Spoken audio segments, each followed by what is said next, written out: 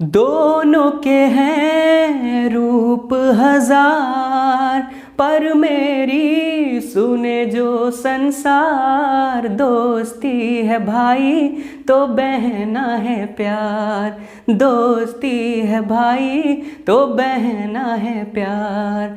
कोई काहे ठोकर खाए मेरे संग आए, के पग पग दीप जलाए।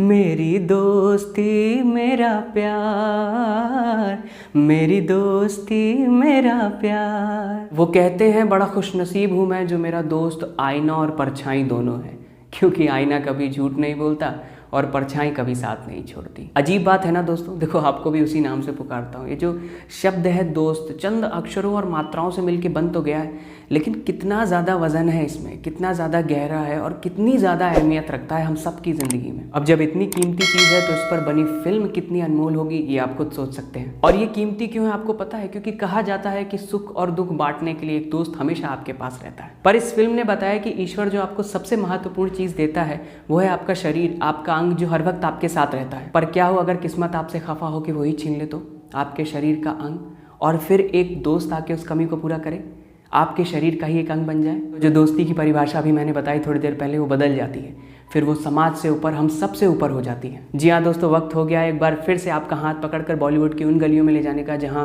फिल्में आपको आपका ही रूप दिखाती थी। बॉलीवुड कल्ट क्लासिक्स की अपनी इस प्लेलिस्ट में अगली फिल्म जो आपके सामने लेके आया हूँ उसका नाम है दोस्ती। और उम्मीद है कि अभी तक आपने इस प्लेलिस्ट की सारी फिल्में देख ली होंगी जो बहुत ही खूबसूरत है। तो चलिए दोस्तों करते हैं इस फिल्म के बारे में ढेर सारी बात, इसका रिव्यू।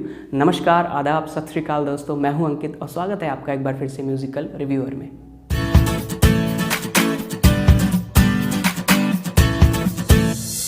तो दोस्ती नाम की यह फिल्म आपको अमेजन प्राइम में देखने को मिल जाएगी। लगभग 2.25 घंटे की फिल्म है। साल 1964, director Satyen Bose, music director Laxmikant Pyarelal, lyrics Majrooh Sultanpuri, writer Ban Bhatt और actors Sushil Kumar, Sudhir Kumar lead role में हैं। सबसे पहले तो मेरी तरफ से इन सभी को सल्यूट है जिंदगी के इतने मजबूत रिश्ते को इतना परफेक्टली कहानी के रूप में बयां करने के लिए। और जहां तक म्यूजिक की बात की जाए दोस्तों, तो कहा जाता है कि अगर किसी फिल्म की कहानी गानों द्वारा बयां की जाए तो वो फिल्म को और ज्यादा खूबसूरत बना देती है। अभी आपने इसी फिल्म का एक गाना मुझसे सुना शुरू में, और बाकी गानों की क्या तारीफ करूं। वैसे कहा जाता है कि ईश्वर की आवाज़ किसी ने नहीं सुनी, लेकिन मैं ये दम भर के कह सकता हूं कि मैंने मोहम्मद रफ़ी को सुना है।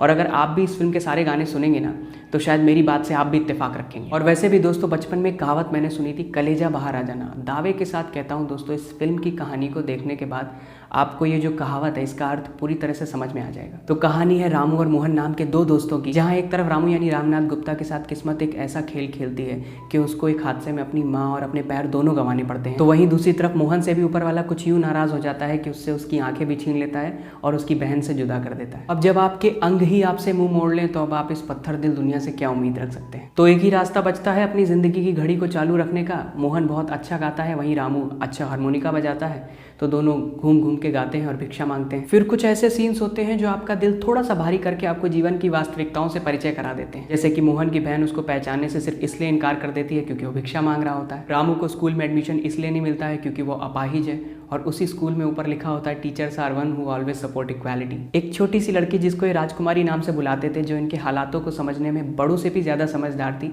एक दिन वो भी दुनिया से चली जाती है। स्कूल के बच्चे इन पे चोरी का इल्जाम लगा के इनको बेरहमी से पीटते हैं, लेकिन आपको पता है इन सब घावों का भी इन दोनों पर कोई असर नहीं पड़ता। क्यों? क्योंकि एक दूसरे के साथ है, इन्हें दुनिया की कोई तकलीफ कभी दुखी नहीं कर सकती। ये दो नहीं एक हैं। रामू का पैर मोहन है और मोहन की आंखें रामू है। पर आखिर में कुछ ऐसा भी हो जाता है कि इन दोनों को भी अलग होना पड़ता है। और आप ये गाना सुन के तो बड़ा दुखी हुए होंगे, तेरा यार हूँ मैं, लेकिन ज़रा एक बार ये सुनिएगा इसी कंडीशन पे, चाहूँगा मैं तुझे सांझ सवेरे, फिर भी कभी अब नाम को तेरे आवाज मैं ना दूंगा। कलेजा फट पड़ेगा जैसा मैंने कहा था। तो दोस्तों आखिर ऐसा क्या होता है कि इन दोनों को अलग होना पड़ता है, और क्या ये दोनों फिर से एक बार साथ कभी हो पाएंगे? इन प्रश्नों के उत्तर को जानने का आनंद दुगना हो जाएगा अगर आप खुद इस फिल्म के दर्शन करेंगे। दोस्तों ये फिल्म क्यों देखें, मुझे लगता है कच्ची मिट्टी की तरह जो रिश्ता हो गया है आज दोस्ती का, और जो शर्तों पे पलने लगा है कि आवाज़ आप ना दो तो बुलाते वो भी नहीं है, मुझे लगता है ऐसे में ये फिल्म ज़रूर देखनी चाहिए। दराजों को कहीं ना कहीं भरने का काम करती है ये फिल्म। बाकी चाहे फिल्म की एक्टिंग हो, डायरेक्शन डायरेक्शन हो, राइटिंग हो, लिरिक्स हो, म्यूजिक हो, ये सब उस लेवल पे हैं कि इनकी तारीफ करने के लिए या तो कुछ नए शब्द बना के लाने पड़ेंगे या ढूंढ के लाने पड़ेंगे। तो इसलिए और कुछ कहने की जरूरत है नहीं। तो दोस्तों ये फिल्म जरूर जाके देखिए और कमेंट में मुझे बताइएगा कि आपको ये फिल्म कैसे लगी और आप इसको कैसे रिलेट कर पाए अपनी लाइफ से। इसके बाद बॉलीवुड कल्ट क्लासिक की इस प्लेलिस्ट में अगली फिल्म बहुत जल्द आपके सामने लेके आऊंगा। बाकी आज के वीडियो में दोस्तों इतना ही। ये वीडियो आपको कैसा लगा कमेंट में मुझे जरूर बताइएगा। अगर पसंद आया तो लाइक करिए, शेयर करिए, सब्सक्राइब करके बेल आइकन जरूर दबाइए। इंस्टाग्राम में आप मुझे फॉलो कर सकते हैं ब्यूटीफुल सॉन्ग्स और मेडली सुनने के लिए। किसी सॉन्ग की रिक्वेस्ट आप मुझे कमेंट में कर सकते हैं। किसी और फिल्म के रिव्यू और एक्सप्लेनेशन के लिए भी आप मुझे कमेंट में लिख सकते हैं। तो फिर मिलेंगे किसी नए दिन किसी नए रिव्यू एक्सप्लेनेशन के साथ। तब तक के लिए बाय बाय।